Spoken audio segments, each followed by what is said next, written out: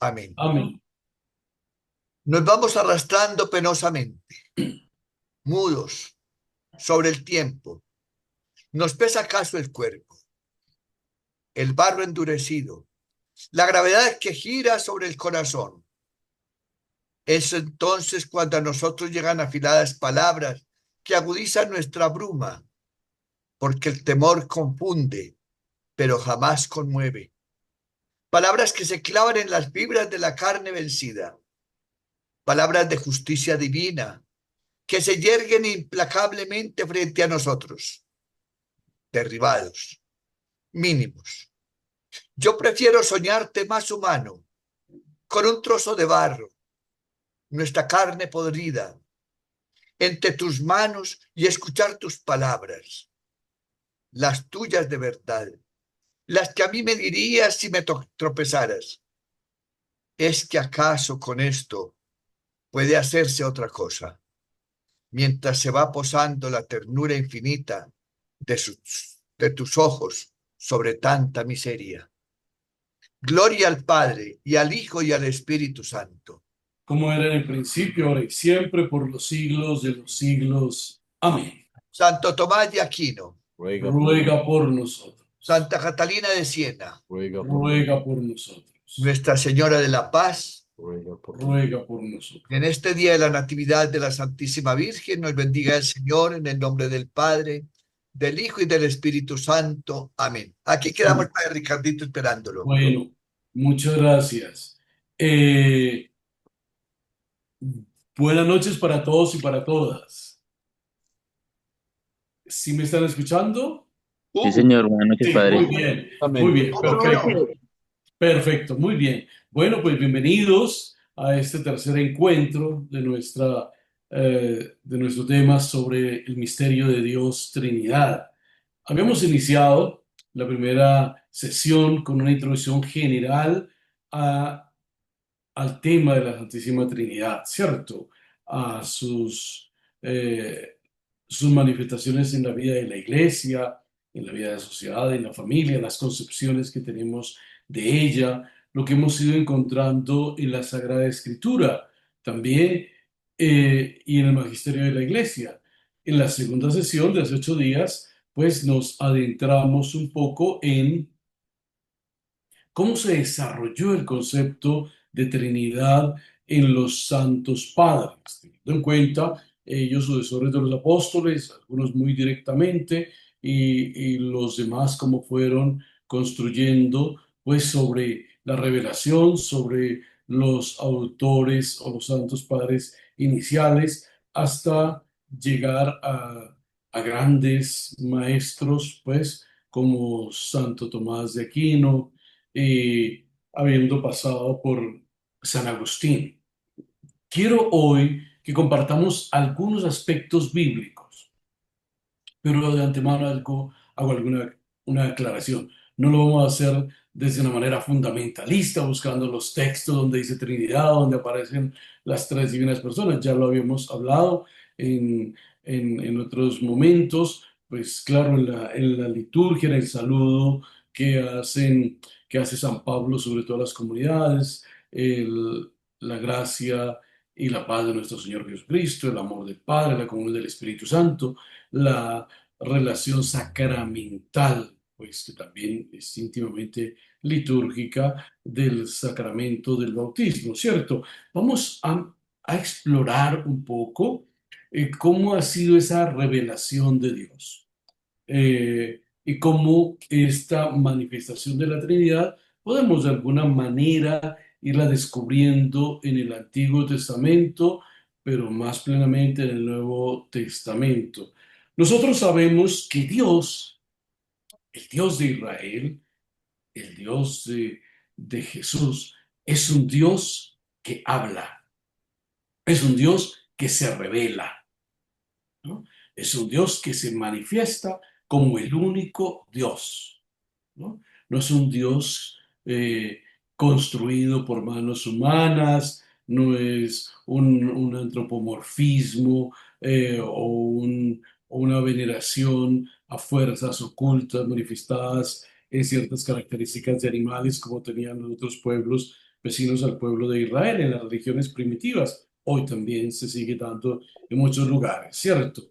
El Dios de Israel no se representa, ¿no?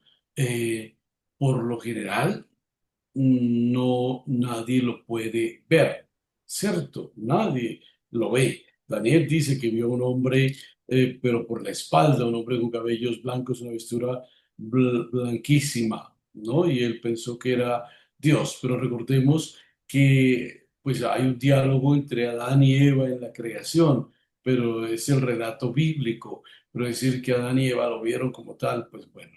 Eh, Dios, entonces, ¿cómo se manifiesta? El Dios de Israel es un Dios no buscado o creado por los hombres. El Dios de Israel es un Dios que busca a los hombres, que sale a su encuentro y se le manifiesta, ¿no? Se le muestra con obras y palabras, empezando por Abraham, ¿no? Abraham, a quien el Señor se le acerca, se le habla, él le va a decir que es el único Dios y le va a dar también una misión, una tarea. Y miren ustedes que al revelarse, Dios se manifiesta también como el que tiene para el pueblo un gran don e inicia con él una historia porque le dice a Abraham, sal de tu tierra, deja a tu gente y ve a la tierra que yo te daré. Y es un caminar, un peregrinar, un éxodo en el cual también paulatinamente Dios le va revelando más aspectos de su identidad a Abraham y Abraham va a ir conociendo más a Dios, ¿no? Y la propia identidad de un Dios amor, de un Dios que habla, de un Dios que comunica, de un Dios que hace historia con el pueblo. Recordemos un pasaje muy bello que es el del sacrificio de Abraham, ¿cierto? Frente a su hijo Isaac. Ese no es simplemente un relato y se queda ahí en algo en que el Señor le impidió a través del ángel sacrificar al hijo. Abraham va a tener la revelación de Dios ahí, que Dios no es un Dios sanguinario, que Dios no se complace en que le ofrezcan sacrificios de vidas humanas, como le hacían los otros pueblos a sus dioses, entre comillas, sacrificarle a sus hijos, sacrificarle a otras personas, incluso esclavos. Pues el Dios de Israel es el Dios de la vida, el Dios que conserva la vida, el Dios que procura el bien integral de la persona. Miren ustedes lo interesante, pero recordemos también y demos un salto al Nuevo Testamento y vamos a encontrar nosotros lo que nos dice la carta a los Hebreos en el capítulo 1, versículo 1. En múltiples ocasiones y de muchas maneras habló Dios antiguamente a nuestros padres por los profetas. Ahora, en esa etapa final, ha hablado por su Hijo, el que nombró heredero de todo, lo mismo que él había creado los mundos y las edades, ¿no? La plenitud de la revelación de Dios está en Jesús y Jesús nos va a revelar esa plena identidad del Padre, de su Padre y del Padre nuestro y del Espíritu Santo. Es Jesús el que nos revela a esas otras dos divinas personas en su plenitud, ¿no? Eh, eso a qué nos lleva a ir descubriendo que la revelación también desde Antiguo Testamento hasta Nuevo Testamento va a ser procesual, ¿no? Ciertamente están los evangelios y están las cartas, pero si nos aproximamos, pues poco a poco fue Jesús dando a conocer a los discípulos y a sus seguidores las verdades de la fe. De hecho, dijo que las comprenderían plenamente cuando viniera el Espíritu Santo. Dios habla directamente y habla en teofanías, en el Antiguo y en el Nuevo Testamento, ¿no? ¿Qué es una teofanía? Una teofanía es una manifestación extraordinaria en la que se nos narra, por ejemplo, en, en, en Éxodo 3, 1, 12, el encuentro de Moisés con Dios en el monte Oreb. Recuerdan ustedes, él cuidando las ovejas de su suegro y ve una zarza ardiente. La zarza ya es un signo, una voz, una nube que ha salido de esa voz y que le va a revelar, le va a dar una misión a Moisés: liberar al pueblo, ir al faraón y liberar al pueblo, ¿no? Moisés va a decir, va a replicar también la voz que le dice que se descalce porque esa tierra es santa. Entonces, esa es una teofanía, una serie de signos. En el Nuevo Testamento, recuerden ustedes la transfiguración del Señor, la nube, la voz, Elías, el profeta Elías y Moisés junto a Jesús, es otra teofanía. Y las teofanías son ocasión de revelar la identidad del Dios monoteísta o confirmarla, el solo Dios, y también de revelar una misión, la misión salvadora, porque la revelación de Dios es salvadora. Dios, cuando se manifiesta al hombre, es para salvarlo, para hacer historia de salvación con él y con la humanidad entera, ¿no? Eh, Nosotros sabemos que la primera revelación de Dios fue la creación. Dios crea, crea de la nada.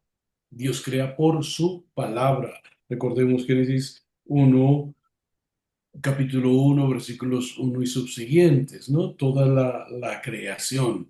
Mm, Luego, hay una revelación muy grande de Dios que es en la creación del hombre y de la mujer. Y ahí va a aparecer una frase que es muy interesante, una palabra, ¿no? Hagamos al hombre a imagen y semejanza nuestra. Y los crea hombre y mujer, ¿no? Hagamos. Habla en plural, ¿no? La creación ha sido por la palabra, el verbo, que es Jesús. En la nada, en esas aguas revoloteaba el Espíritu. Recuerden ustedes el relato bíblico, ¿no? Ahí empiezan a aparecer palabras, frases que son reveladoras del misterio de Dios, de esa identidad de Dios. Los profetas van a tener muy claro eso. Por ejemplo, Amós en el capítulo 3 versículo 7, Oseas en el capítulo 6 versículo 5, Jeremías capítulo 5 versículo 14, subsiguientes, ¿no? El Dios que habla, ¿no? El Dios que da oráculos. Por eso encontramos nosotros esas frases, ¿no? Así dice Yahvé, así dice Yahvé. Él es el que habla, y al hablar, pues muestra su identidad de compasivo, misericordioso, de cercano, del que escucha, que no es como esos ídolos que tienen ojos y no ven, tienen orejas y no oyen, no tienen corazón, no tienen entrañas. En cambio, que Dios sí tiene entrañas de misericordia. Esa palabra de Dios revelada, pues nos va mostrando su identidad, ¿no? Dios Salvador. Recuerden la revelación que le hace el ángel a San José hoy en el Evangelio de Mateo, en la fiesta de la Natividad de la Santísima Virgen María. Pues ese evangelio aparece ahí, le dice que lo llamarás Jesús, porque salvará al pueblo. Jesús significa Dios salva, ¿no? Entonces ahí está su misión. Cuando que Dios habla, está mostrando esa misión de Padre, de Creador, de Liberador, ¿no? Una gran manifestación la tenemos pues en el llamado a Moisés, ¿no? En Éxodo 3, 1, 12, pues cuando se da esto de la zarza ardiente, Dios se revela: yo soy el que soy, el Dios de Israel, ¿no? El Dios de Abraham, de Isaac, de Jacob, ¿no? Y ese Dios, él ha escuchado el clamor del pueblo, ha visto su dolor, su sufrimiento, y ha bajado para liberarlo. Y por eso le encarga a Moisés, y Moisés dice: y cuando me pregunten quién eres, ¿qué diré? Yo soy, es decir, el que existe, el que hace, el ser del que emana toda la realidad, ¿no? Es el que es el que siempre ha estado presente y estará. es el único Señor y el único Dios que puede existir. Y el, ahí Dios en esa misión de liberar al pueblo se revela como el liberador, como el cercano, como el que quiere que el pueblo viva feliz, plenamente y en libertad. Miren ustedes también en Éxodo 34:27 en el monte Sinaí, cuando Dios da a Moisés las tablas de la ley. No solo son una serie de preceptos negativos, es una alianza entre Dios y el pueblo. Dios se compromete a ser el Dios de Israel, a protegerlo, a cuidarlo, y el pueblo solo puede tener un Dios, que es Yahvé, el Dios liberador, el Dios de su alianza, el Dios de los ejércitos, el Señor que ha mostrado tanta misericordia, que los ha alimentado con el maná, con las aves, que ha sacado agua de la roca. Entonces, ahí también se da otro fenómeno muy interesante, que es la creación. Dios crea un pueblo, Dios crea un pueblo, el pueblo de la alianza, ¿no? De ese momento, Israel, bueno, los judíos ya pasarán a llamarse, pues, pueblo de Dios, ¿cierto? Israel, pueblo de Dios, que luego pues va a marcar toda esa identidad política, religiosa y cultural entre Antiguo y Nuevo Testamento que hasta hoy pervive de alguna manera, ¿cierto? En el Antiguo y en el Nuevo Testamento, cuando hablamos de Dios, pues necesariamente encontramos esas relaciones de creación continua de Dios, de renovación del pueblo, de renovación de la alianza, ¿a través de qué? A través de la palabra, de los oráculos, el verbo, ¿cierto? También vamos a encontrar en el Antiguo Testamento, en los profetas y en el libro de la sabiduría, unas manifestaciones muy grandes de esa identidad de Dios. Por ejemplo, en sabiduría, primero la sabiduría aparece como un atributo de Dios y luego se va personalizando como alguien que depende de Dios. Ya no es algo, sino alguien, ¿no? Alguien que depende de Dios. Entonces, ténganlo muy presente. Es algo muy importante descubrirlo. Dios se va mostrando como el sabio, pero a la vez ese sabio es una persona, una personificación que viene a ser Jesús por el que crea y por el que salva, ¿no? Grandes cosas que se nos van mostrando. En los evangelios es muy conveniente tener en cuenta que van a aparecer unas características aplicadas a Jesús, pero que son propias de Dios, como la eternidad, ¿no? La trascendencia, el, el Señor, el Jesús que es Señor de la creación, que camina sobre las aguas, que manda al viento y al mar. Son las cualidades, son los poderes de Dios que los tiene Jesús. Perdona pecados. ¿Quién podía perdonar pecados para el pueblo de Israel? Únicamente Dios. Jesús dice, tus pecados te son perdonados. Ahí aparecen esas identidades, ¿cierto? En los evangelios sinópticos, en las parábolas del reino, siempre se nos va a ir presentando esa realidad dinámica entre el Padre y el Hijo. Al final de muchas de las grandes enseñanzas de Jesús, pues dice Jesús, yo digo lo que el Padre me ha dicho, ¿cierto?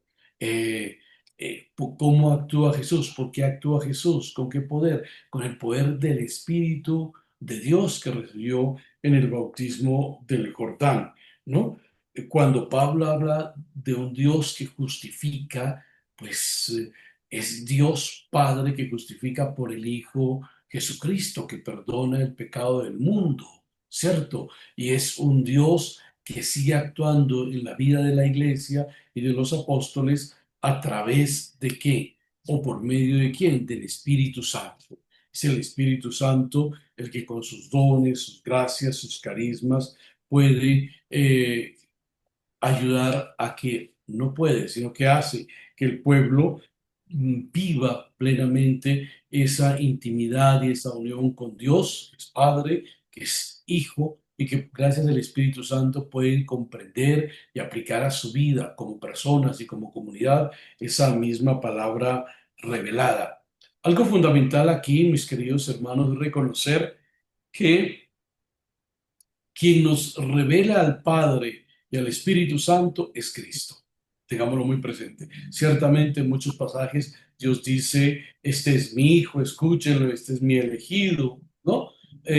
Pero quien nos revela realmente la identidad de Dios, de nuestro Dios, o la plena identidad del Dios de Israel, es Jesús. Y lo hará con obras y palabras, ¿no? Los milagros son expresión de que en Jesús está el poder de Dios. Los profetas los habían anunciado 800, 700 años cuando el Mesías venga, de Jeremías, Elías, Ezequiel, dará de comer a las multitudes, dará de beber a los sedientos, sanará a los enfermos, limpiará a los leprosos, anunciará el año de gracia, la salvación que viene de Dios, ¿no? Eso es fundamental tenerlo presente, ¿no? Por eso, quienes hubieran escuchado, hubiesen hecho lección divina real en el Antiguo Testamento, en el tiempo de Jesús, perdón, al contemplar las obras que Jesús hacía, hubiese podido identificar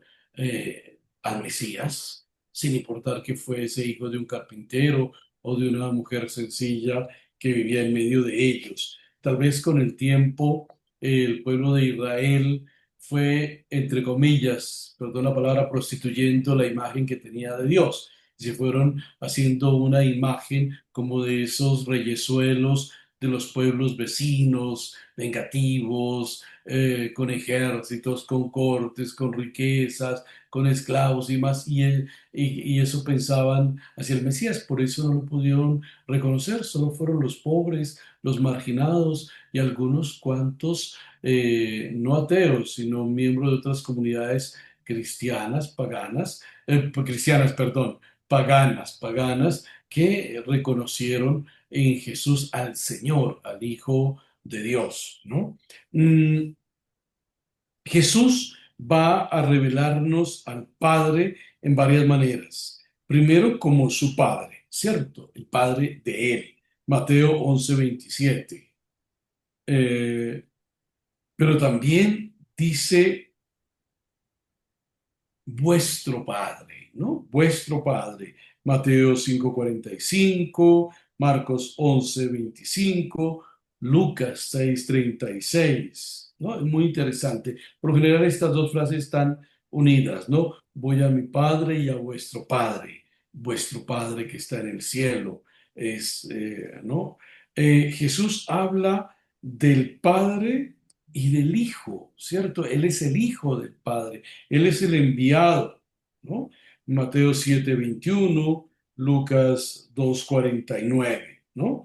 Eh, Siempre en las plegarias de Jesús aparece la persona del Padre, el Padre nuestro, por ejemplo, ¿no? Mateo 6:9, Marcos 14:36, debo hablar con mi Padre, ¿no?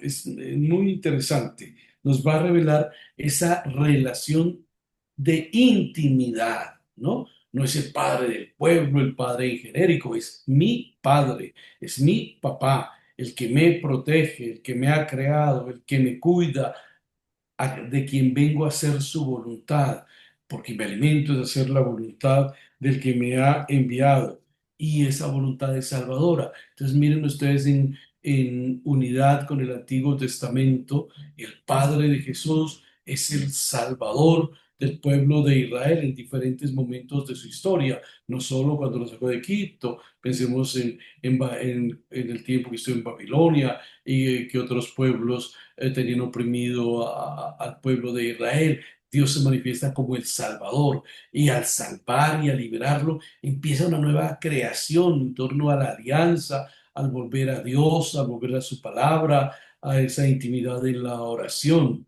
¿no? Una constante creación, recreación, renovación del pueblo. Por eso cuando alguien es sanado por Jesús, empieza una nueva vida, es recreado. ¿no? No simple un milagro de Jesús, no simplemente es un hecho aislado para suscitar admiración. Un milagro de Jesús es una restauración total del ser humano. Por ejemplo, el paralítico. El paralítico era, recuerda el de Siloé, que está en esa camilla, ¿no? Betsaida. Eh, pues estaba muerto en vida, 18 años esperando que lo levanten de ahí, que lo tiren al agua a ver cuando soplaba y si podía sanarse, nadie podía hacerlo.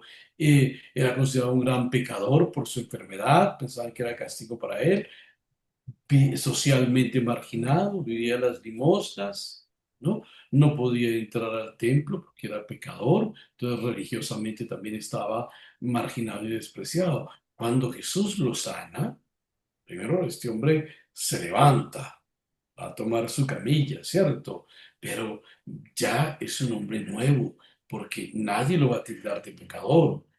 Puede entrar al templo a orar, ahora podrá ganarse el pan dignamente con el trabajo. O sea, socialmente hay también una reivindicación espiritual, económica, cultural, social, religiosa, ¿no? Es la obra renovadora y creadora de Dios que Jesús lleva a su plenitud. No lo hace a nombre propio, lo hace a nombre de Dios. Las obras que yo hago son las que le he visto a mi Padre o las que el Padre me ha enviado a que realice, ¿cierto? El Padre y yo somos uno. Ténganlo muy presente. Es muy interesante ver cómo Jesús, con palabras y obras, nos va revelando al Padre y va llevando a plenitud la historia de la salvación. Dios había revelado en el Antiguo Testamento con palabras y obras.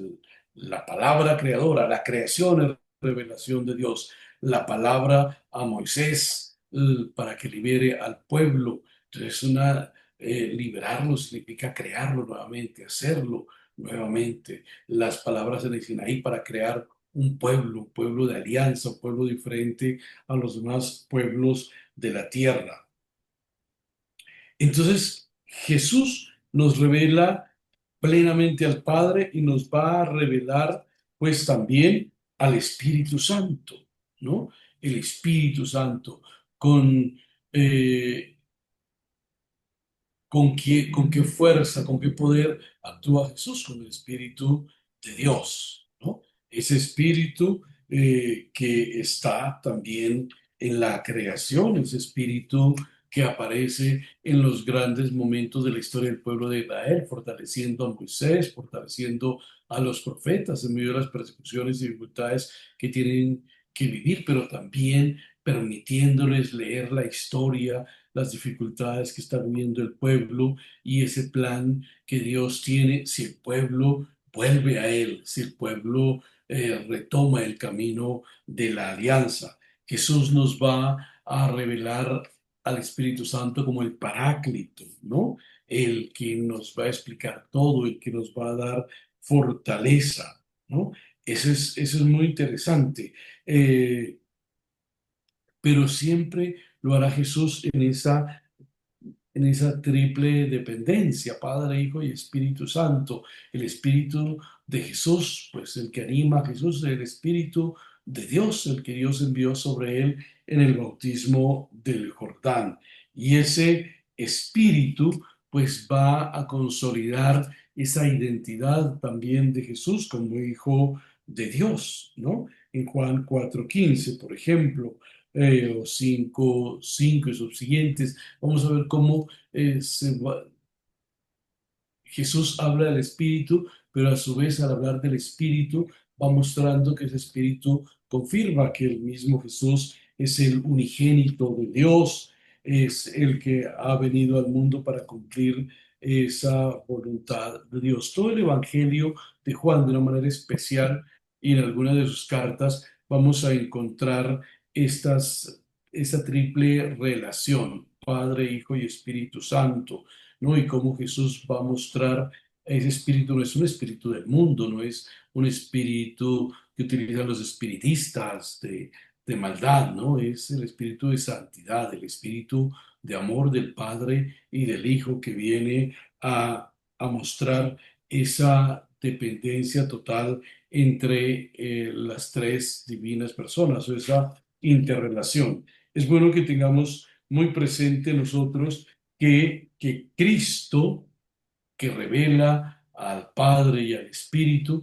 nos prometió que iría al Padre y con el Padre iban a enviar el Espíritu Santo, ese Paráclito, para que el pueblo, los creyentes, puedan comprender toda esa realidad del misterio pascual de Jesucristo. eh, Aparentemente para los discípulos, para muchos creyentes era inaudito que el Mesías muriera como uno de los peores criminales, ¿cierto? Para muchos también fue poco creíble que resucitara. El mismo Tomás, apóstol, tenía muchas dudas, pero será el Espíritu Santo en la comunidad eclesial el que les haga comprender ese misterio y vivenciarlo, experienciarlo, no en un solo momento, sino constantemente. Por eso la iglesia de Hechos de los Apóstoles actúa con el poder de el Espíritu del resucitado, del Espíritu Santo de Cristo resucitado. Y es Cristo que les da el Espíritu Santo a sus discípulos para que sean los continuadores de la misión, con obras y palabras, porque Hechos de los Apóstoles nos muestra que ciertamente hay unas grandes jornadas de predicación, pero hay obras, las mismas obras de Jesús: sanar enfermos, liberar oprimidos, llamar a la conversión, reconciliar, ¿no? Con la diferencia que si Jesús hacía todo con el poder del Padre, los discípulos lo van a hacer con el poder de Jesús. En nombre de Jesús de Nazaret queda sano, en nombre de Jesús de Nazaret queda libre, ¿no? Es Jesús el referente, pero sin olvidar al Padre, claro está, ¿no? Porque Jesús es el Hijo de Dios, el Cristo, el que había sido enviado del Padre, ¿no? Y el que con la fuerza del Espíritu Santo, nos hace clamar Padre a Dios. Solo podemos llamar a Dios Padre si es el Espíritu el que nos lo inspira, el que nos llena de esa fuerza. Las grandes aclamaciones trinitarias en el Nuevo Testamento van a estar dadas en los contextos litúrgicos, ¿no? eh, el bautismo y hacer discípulos míos, bautizándolos en el nombre del Padre, del Hijo y del Espíritu Santo, que además además de ser un contexto litúrgico, es un contexto misionero. La misión se realiza en nombre de la Trinidad. Se bautiza en nombre de la Trinidad, anunciamos el reino de Dios que Cristo comunicó, y santificamos al pueblo con la presencia del Espíritu Santo, y oramos con el poder del Espíritu Santo. Nos dirigimos al Padre por Cristo en esa comunión total, ¿no? También, pues, la semana pasada hablamos de los saludos paulinos y las despedidas paulinas, que son trinitarias, ¿no? Que la gracia y la luz, la gracia y el amor del Padre, del Hijo, del Espíritu Santo esté con ustedes. Eh, y son contextos de una profunda comunión eclesial. Cuando Pablo escribe, inicia y termina con las aclamaciones trinitarias, sus saludos a la comunidad, pues que nos está mostrando que la comunidad ha sido injertada en el misterio de Dios trinitario, que esa comunidad vive el reino de Dios adentra y adextra, como nos lo enseñó Jesús, y que es el Espíritu el que les actualiza en la oración, en la liturgia y en la misma predicación, en el testimonio, esa presencia del Padre, de Jesús resucitado, y que les permite, pues, extender ese reino con el testimonio vivo, con palabras y obras, como lo había hecho el mismo Señor Jesucristo.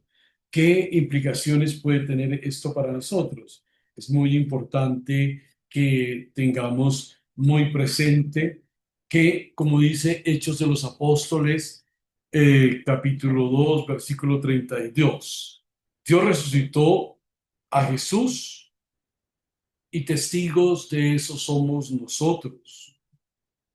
Él exaltó a Jesús a la diestra de Dios, a su diestra, y recibió el Espíritu Santo eh, que se nos ha dado, ¿no?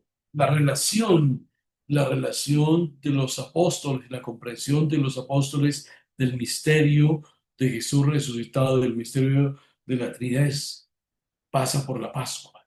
Es después de la Pascua como los discípulos van a comprender plenamente esa relación, ese hombre crucificado, muerto ahí, a quien en el Evangelio de Marcos, cuando agoniza en esa paz, diciendo en tus manos encomiendo mi espíritu y antes perdónalos porque no saben lo que hacen. Recuerda que es el centurión romano el que al ver agonizar, morir a Jesús de esa manera dice, verdaderamente este era el Hijo de Dios. Es un pagano el que lo reconoce, ¿no? La salvación universal nace de la cruz de Cristo, no es un invento de Pablo o de Pedro del Concilio de Jerusalén, nace de la agonía y muerte de Jesús en la cruz, que es el preludio pues de su resurrección y de su triunfo final. Entonces, una relación trinitaria que nace de la Pascua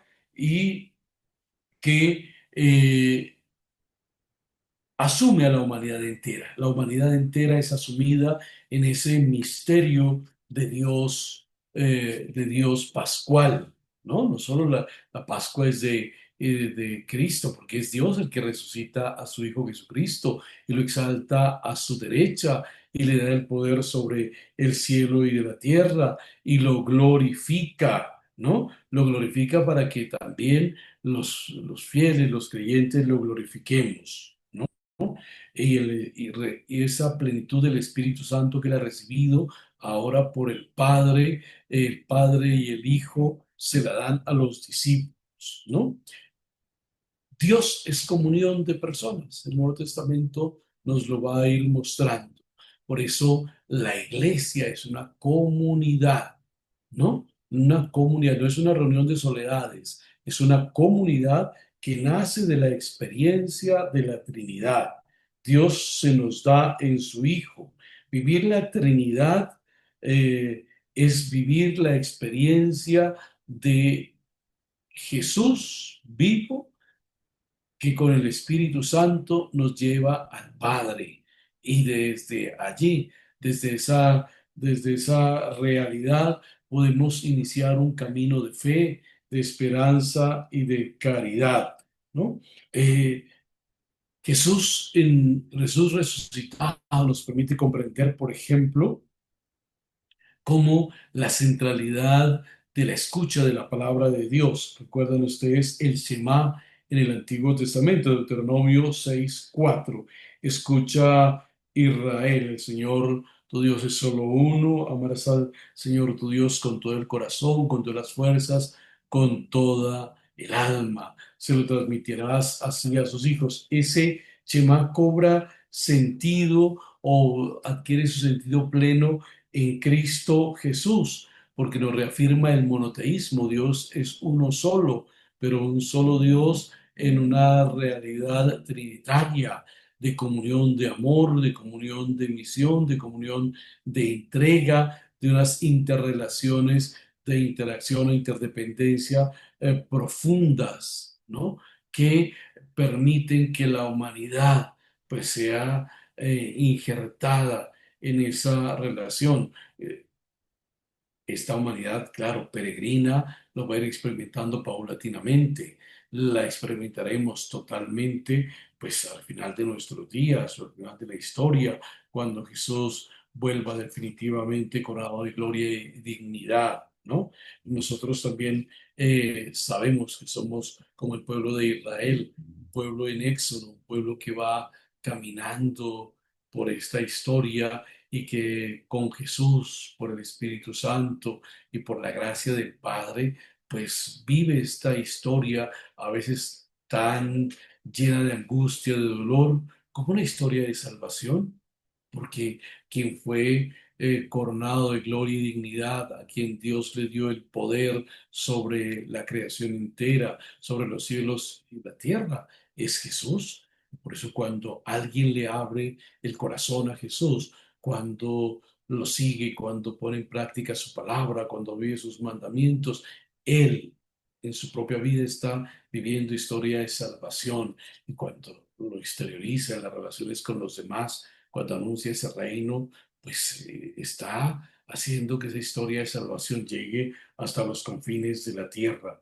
Un monoteísmo, pero también un Dios amor que pide amor en Deuteronomio. Amarás al Señor tu Dios. Es un Dios amor que pide un amor total al pueblo, ¿no? Y a cada persona, ¿no? No con el interés de que me proteja, de que me cuide, sino que es un amor oblativo, como es el de Dios, un amor absoluto, total, ¿no? Dios pide un amor total. Alguien decía, Dios es egoísta, pide un amor total. Claro, Dios pide un amor total porque da la totalidad de su amor y nos lo ha dado en Cristo Jesús y nos lo renueva constantemente en la presencia del Espíritu Santo. Un solo amor, una sola esencia, un solo Dios, ¿no? Que en su identidad profunda es amor por dentro. ¿Cuál es la identidad del Dios Trinitario? Amor por dentro. Amor entre el Padre, el Hijo y el Espíritu Santo. Un amor que se exterioriza en la creación, que se exterioriza y emana en la historia de la salvación y que ha llegado a su plenitud en el misterio pascual de Jesucristo, ¿no? Dios es amor en el interior de sus relaciones y se abre desde dentro porque engendra, porque crea. Primero engendró al Hijo, engendrado, no creado, recuerdan ustedes nuestro credo, ¿no? Y luego la creación, emanación de ese amor de Dios. Miren ustedes que a veces el pueblo de Israel en los profetas aparece como si Dios engendró al pueblo de Israel en la alianza, ¿no? Qué bello, ¿no? Lo engendra como el pueblo suyo, como su hijo genéricamente, claro está porque el Hijo, nosotros somos hijos, pero no en esa generalidad, sino hijos en el Hijo eterno de Dios que es Jesucristo. Por eso para nosotros, Dios que es uno nos llama a ser uno, uno en Cristo, una iglesia, comunión, uno en el servicio, uno en la caridad, uno en la misericordia, uno en la alabanza, ¿no? Y es muy bello ver la identidad de nuestra iglesia. Ustedes saben, lo decíamos tal vez el año pasado, ustedes saben que las plegarias eucarísticas que utilizamos en la Eucaristía son las mismas en el mundo entero, ¿no? Para las oraciones, así se hablen en 100 idiomas o se hagan en 100 idiomas, son las mismas oraciones.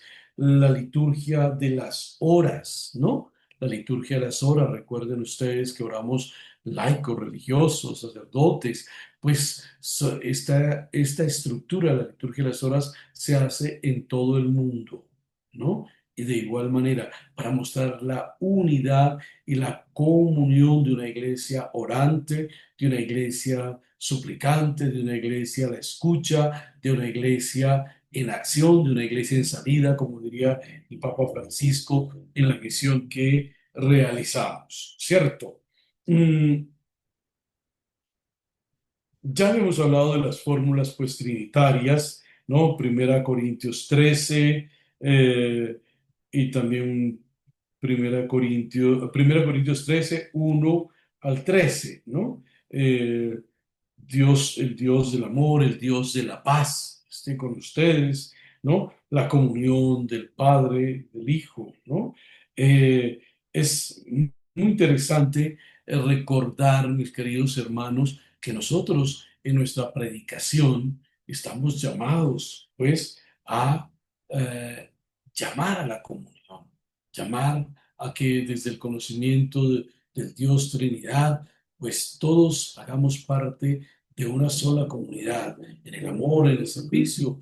Se están dando pasos hoy en el ecumenismo, ¿cierto? Con con iglesias históricas y con nuevos movimientos religiosos, pasos en las obras de misericordia, en algunos momentos de oración. El Papa Juan Pablo II creó esa oración por la paz en Asir. Recuerdan que convocó a líderes de todas las religiones, no solo cristianos. Es muy interesante este ejercicio de comunión. Imagínense nosotros creyendo en Dios, Dios amor, Dios comunión, las tres religiones monoteístas, judíos, islamistas y cristianos, y tan divididos unos entre otros y a veces con unos odios terribles y con unas guerras religiosas, y no solo con los de afuera, sino también con los de adentro, ¿no? ¿Cuántas divisiones ha habido al interior de las iglesias cristianas y sigue habiendo hoy, ¿no?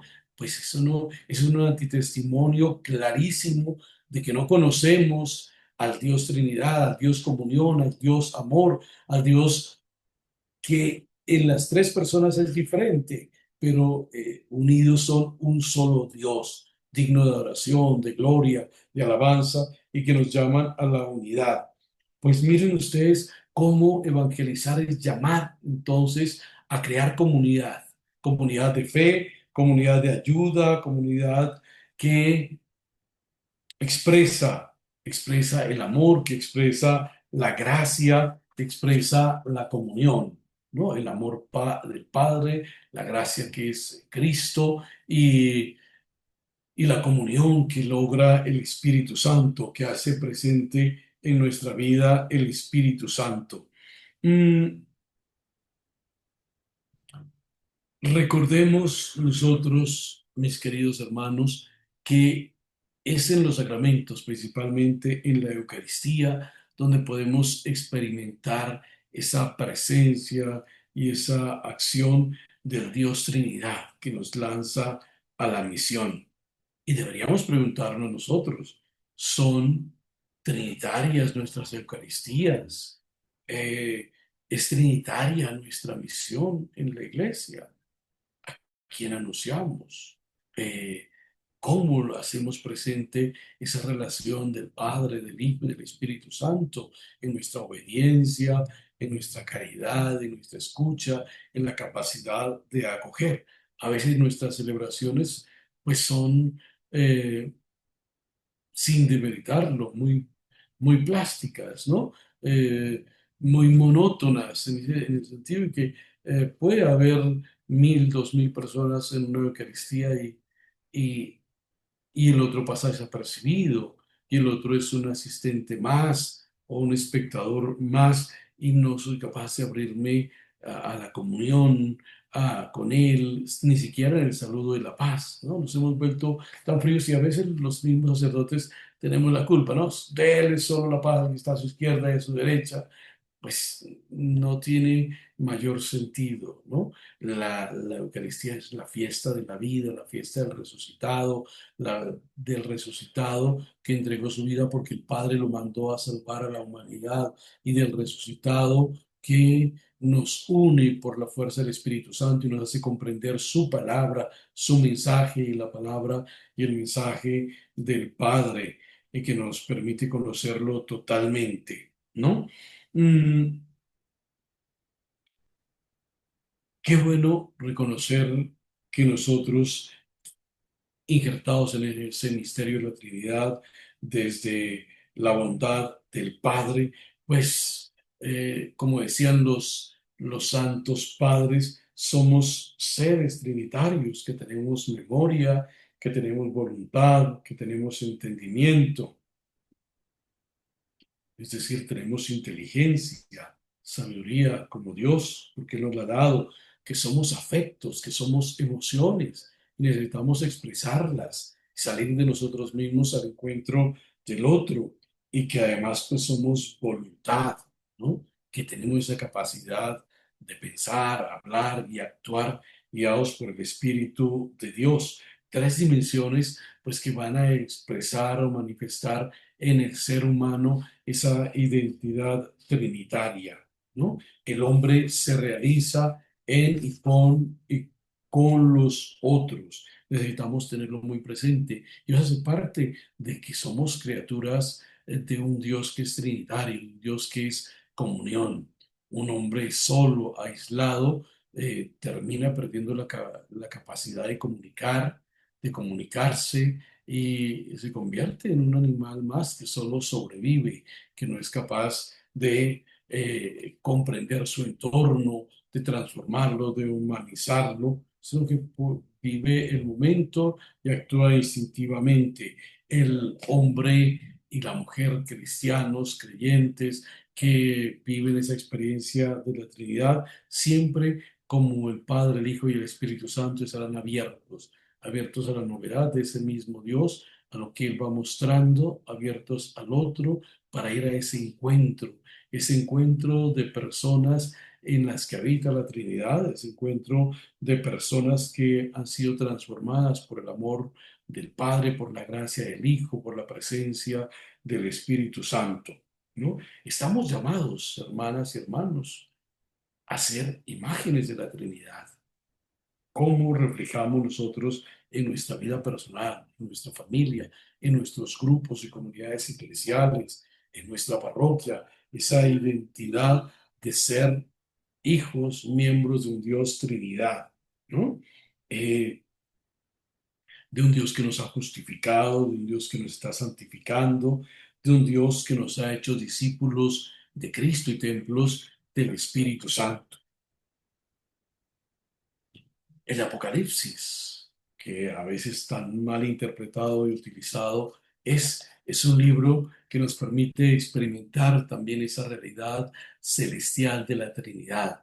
El Cordero de Dios sentado a la derecha del Padre, rodeado de ángeles que claman santo, santo, santo, tres veces santo, recuerden ustedes, como en el Antiguo Testamento, como en la revelación a Daniel, tres veces santo, una expresión trinitaria, y que ese Padre, pues, que corona de gloria y dignidad al Hijo, y que rodeado también de los mártires, de los que han lavado su vida en la sangre del Cordero, cantan las alabanzas del Cordero, el Cordero que está ya junto al Padre, junto a Dios, y que en el amor del Padre hacia el Hijo y del Hijo hacia el Padre, pues hacen presente la realidad del Espíritu Santo. Como les decía en la primera clase, la palabra Trinidad no aparece en la Sagrada Escritura, pero las relaciones trinitarias las podemos descubrir en cada uno de los momentos de la acción reveladora, creadora, liberadora, restauradora de Dios Padre en el Antiguo Testamento y de Jesús en el Nuevo Testamento, y de la misma Iglesia guiada por el Espíritu Santo en Hechos de los Apóstoles y en la predicación de los apóstoles y discípulos de Cristo. Bueno, muy bien, vamos terminando, y quisiera pues de lo que ustedes han podido consultar, leer, sea algo que complementar o algo que quisieran compartir ustedes, pues sería muy interesante. Si hay alguna pregunta también.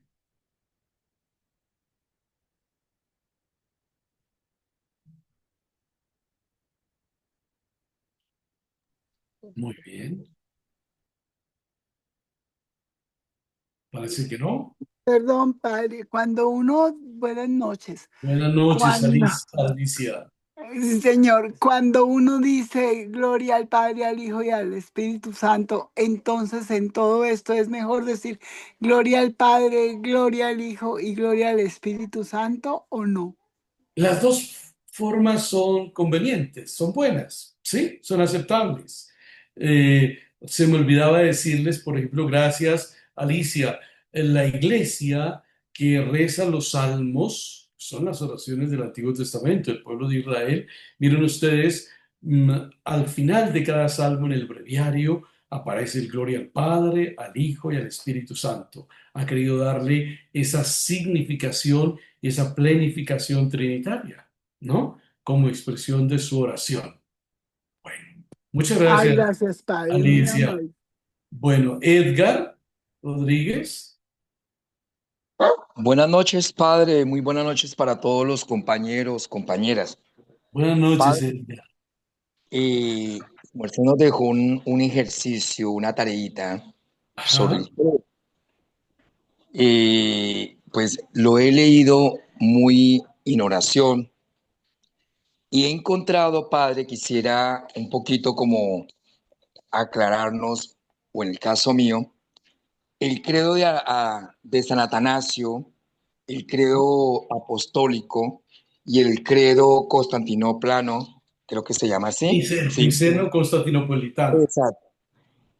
Padre, sabemos que esto aparece el credo porque en su momento, de acuerdo a la historia de la iglesia, aparecían las herejías por medio del arrianismo, aparecía el nestorianismo y otros. ¿Cuál es el primero de los credos que la iglesia empieza, digamos, a trabajar? Claro, inspirados en la fe, inspirados en el Espíritu Santo. ¿Cuál es el primer credo que la iglesia da paso? ¿El apostólico? El credo bueno, Niceno Constantino, Constantinopolitano. y Ajá. el credo de San Atanasio. Atanasio. Aunque San Atanasio es del siglo IV, Cuarto. Ajá. esa sería la primera Claro. pregunta. Y la segunda, Padre, pues sería como un aporte, uniéndome a lo que su merced dice. He encontrado durante la clase 3 momentos de Trinidad y me parece tan bonito y tan hermoso esa relación que nos hace el Padre referente a la Santísima Trinidad. El, Uno de estos, como aporte, sería, pueda decir que así como la Iglesia en el Nuevo Testamento, podemos decir, nos habla de la fe, un solo bautismo, un solo Señor, allá hay una unidad. Un solo Señor es Dios Padre. Un solo bautismo es Jesús y una sola fe es el Espíritu Santo. Yo lo puedo relacionar en este momento de acuerdo a, a lo que nos ha dicho el Padre. Y también podemos decir que encontramos también la fe, la caridad y la esperanza. Igual hacer esa relación. Y nos decía también el Padre ahora, una iglesia orante, suplicante y escuchante. O sea, aquí nos muestra que el Espíritu Santo, por medio de que se ha inspirado por medio del Padre, que nos da esta charla tan, encontramos esa unidad que cada día, en cada momento del Nuevo Testamento, encontramos en nuestra fe, en la iglesia que es una santa católica. Muchísimas gracias, Padre. No, gracias a ti, Edgar, por el aporte, muy bueno. Y respecto a la primera pregunta, podríamos decir, mira, la iglesia fue viviendo en la tradición, recuerden que la tradición es oral, ¿no? Hasta llegar a definiciones ya escritas y conceptuales definitivas. Podemos decir que lo que la iglesia sencillamente venía viviendo era el credo de los apóstoles, no estaba así definido, pero frente a las herejías, pues surgen los concilios, el de Nicea primero y el de Constantinopla después. Entonces, en esos dos concilios se van a trabajar durante semanas, meses, incluso años. Hubo concilios que duraron años, ¿no? Claro, en varias épocas. Se van a ir respondiendo a esas herejías, a las herejías que decían que solo existía el Padre, que el Hijo era criatura del Padre o que Jesús había sido adoptado por Dios en el momento del bautismo, ¿no? Esa es unas situaciones ahí que habían unas herejías muy grandes que vuelven a aparecer en nuestros tiempos. Ojo, por eso es tan importante tener muy claro los conceptos de nuestra fe, de lo que creemos. Entonces, estos concilios fundamentados en la Sagrada Escritura, también eh, en los estudios de filosofía de ese momento, la filosofía grecorromana, porque hacen la fe explicable, comprensible en ese lenguaje grecorromano, pues van a ir definiendo estas verdades, ¿cierto? ¿No? Van a ir definiendo el credo, los conceptos básicos de lo que debemos creer, o la síntesis de la fe, por así decirlo. Síntesis, no significa que eso sea lo único, es síntesis para que las personas lo tengan muy claro y sobre eso poder celebrar, poder dialogar, poder anunciar el reino de Dios.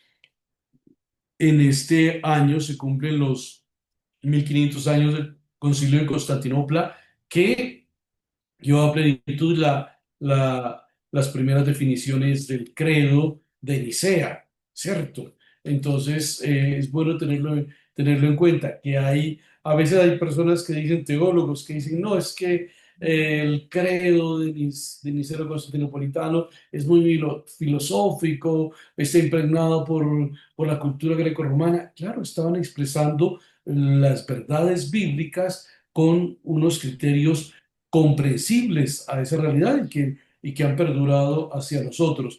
El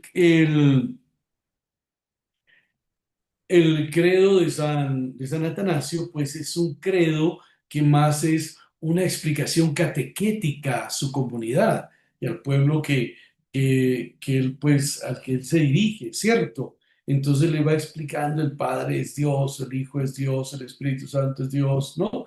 Cada cosa, como para que se les quede muy clara, porque a veces, claro, cuando uno dice luz de luz, pues puede referirse, puede decir solo el Padre o solo el Hijo, o luz, decimos al Espíritu Santo, ¿cierto? ¿No? Entonces, miren, por eso el credo de San Atanasio, pues lo podemos utilizar muy bien para una catequesis, con adultos o con niños, pero ya como profesión de fe está el credo de los apóstoles y el credo niceno-constantinopolitano, ¿no? Pues son esos dos credos fundamentales que yo también les decía la vez pasada, qué bueno que nuestra oración lo hiciéramos y lo meditáramos, ¿no? ¿Qué significa para mí ser hijo en el Hijo? Ser guiado por el Espíritu Santo. ¿Qué significa para mí la comunión de los santos?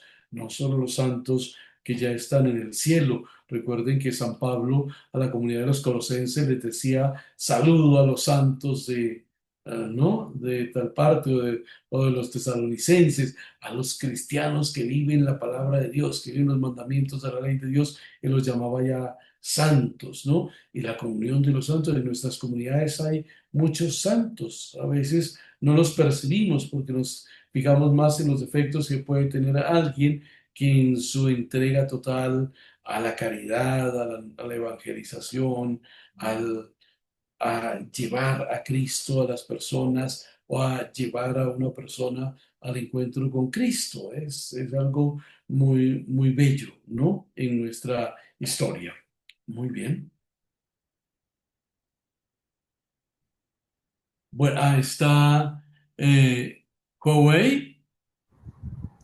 Buenas noches, padre. Mi nombre es Bexy Coley. Sí, Buenas noches, sí, Betsy. le hablo desde la ciudad, pues, conectada desde la ciudad de Cartagena. Ajá. Soy, pues, servidora en mi capilla y en este curso de servicio, pues me estoy preparando en la escuela de San Pablo, perteneciente a la Renovación Católica, Sí, Carismática Católica. Precisamente estábamos hablando del credo y en la clase pasada, que fue el sábado, hacía yo el aporte del credo de San Atanasio. Y es que muy pocas personas, de pronto, pues personas que no sean sacerdotes, me refiero, conocemos o conocíamos la existencia de ese credo. Pero fíjese que me he puesto a analizar, yo vengo del credo de Nicea, sí, porque en mi pueblo, yo soy sucreña, de San Pedro Sucre, y cuando a mí me formaron para mi primera comunión, pues el credo que anunciábamos era el credo de Nicea. Por eso tengo conocimiento de ese credo, aunque ya un poco se me ha olvidado. Entonces, lo que le quiero decir es que el credo de San Atanasio básicamente reconoce al Dios uno y trino. Es que no puede haber un Dios Padre sin el Hijo y sin el Espíritu Santo. Es decir, la importancia que existe de hacer la comparación, así como usted dice, De pronto ese credo de San Atanasio es un credo meramente catequista, para Ujú. catequesis de primera comunión, para catequesis de confirmación sobre todo. Entonces, es un credo importante. Pero a propósito de la clase de hoy, eh, pues usted hablaba hoy de la Santísima Trinidad, hablaba de las manifestaciones del Señor y hablaba de todas estas cosas hermosas que tiene la doctrina de la Iglesia. Y yo considero particularmente que el Dios uno y el Dios trino no puede alejarse uno del otro. Por eso, contrariando y no en un sentido bastante constructivo, pues yo considero que cuando nosotros pronunciamos gloria al Padre, gloria al Hijo y gloria al Espíritu Santo, aunque bien dice usted no está mal, pues yo considero que se están glorificando tres personas de pronto distintas, no unidas entre sí, como cuando glorificamos gloria al Padre y al Hijo y al Espíritu Santo, estamos reconociéndole la santidad, el poder, la gloria, no solamente al Dios Padre, al Dios Hijo, sino también al Dios Espíritu Santo. Entonces, son tan importantes los tres porque por lo menos la importancia del Espíritu Santo es que recordemos que en aquel libro de Juan, en el capítulo 16, el Señor, el Dios, la segunda persona que es el Dios Hijo, dice, les conviene que me vaya, le dijo a sus apóstoles, les conviene que me vaya, porque es que si yo no me voy, yo no les puedo dejar al Espíritu Santo Consolador, Paráclito y demás. Entonces, simplemente quería hacer ese aporte, porque es importante, por lo menos en mi caso, cada día que se estudia, cada día que se escudriña la palabra, cada día que se forma uno en el servicio, uno cada día va encontrando más tela que cortar y más que leer. No es ese viejo lema que dice que es que el cristiano que no se forma, no. Entonces, Sí. quería solamente hacer ese aporte y decirle pues que nosotros desde cualquier lugar que estemos pues podemos ser santos. Así lo ha dicho los colosenses en la palabra, en las cartas de Pablo. Entonces sí, podemos ser santos desde donde estemos y el ejemplo más vivo es la canonización que se hizo ayer de Carlo Acuti, por ejemplo. ¿Desde dónde fue santo? Desde su juventud. ¿Ve? Entonces solamente quería hacer ese aporte. A usted muchas gracias. Hoy esta clase de hoy estuvo enriquecedora. Me voy mejor que como llegué. Muchas gracias y qué alegría, qué alegría. Bueno, muy bien. En la primera clase, bueno, Felipe, por favor. Buenas noches, padre, y a todos los Buenas compañeros. noches, Felipe. Mi pregunta es la siguiente. ¿Por qué actualmente la iglesia se está olvidando del credo constantinopolitano? Porque en todas las Eucaristías solamente se reza es el credo de los apóstoles. Y en las catequesis no se enseña tampoco este credo. Se está olvidando este credo. ¿No sería conveniente que se alternara un domingo el credo de los apóstoles y otro este credo? Totalmente de acuerdo en la alternación. No se ha olvidado, pero a veces los sacerdotes por la prisa de la Eucaristía o lo que sea, prefieren pues lo que dice la gente, el credo corto, ¿cierto? Pero creo que también es muy necesario hacer una catequesis. La catequesis no solo es para los niños, es para todas las personas. Catequesis es crecer en la fe, en el conocimiento de Dios. Una muy buena catequesis explicativa de los dos credos, ¿cierto? Para que las personas lo puedan asumir. El ejemplo de la comunión de los santos, a veces la gente no lo entiende, la resurrección de los muertos, ¿no?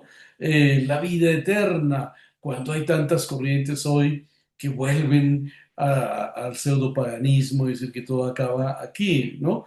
Entonces, y qué bueno ustedes como fieles que nos lo recuerden a los sacerdotes, ¿no? Padre, ¿por qué no nos explica el credo en una Eucaristía?